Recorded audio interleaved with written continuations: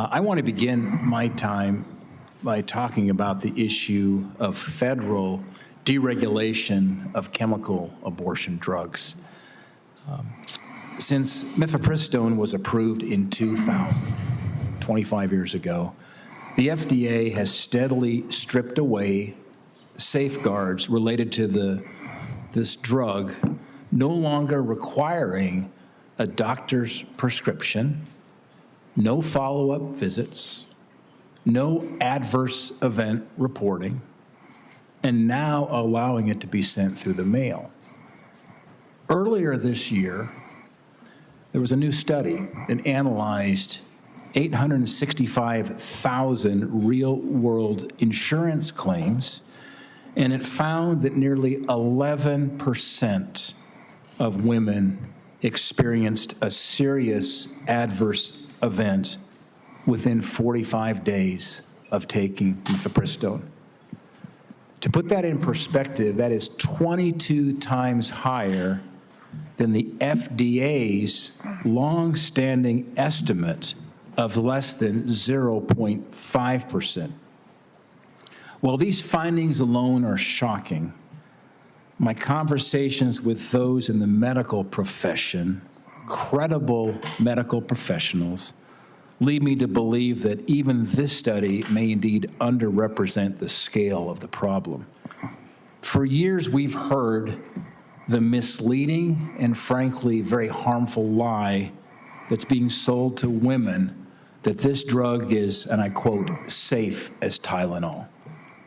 These lies sadly have real-world consequences.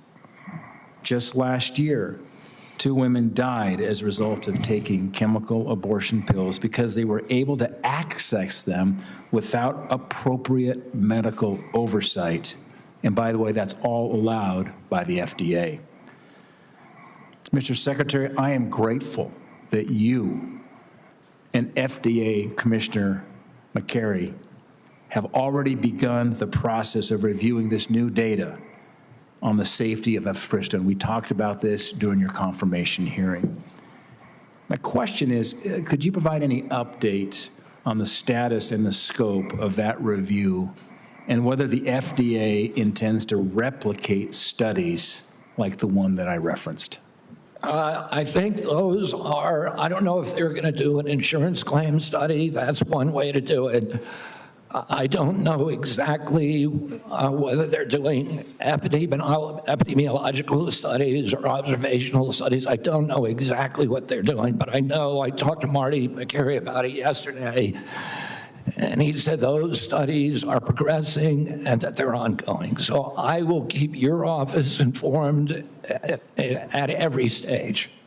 Thank you. And I've had a really constructive conversation with the FDA Commissioner as well, McCary, and I mean, here's a very smart, data-focused, sincere type of leader. And we had a really good conversation. I want to encourage those conversations with you, Mr. Secretary, and that there's a follow-up here to make sure that the data that we now have exposed will be studied by the FDA and the appropriate actions considered.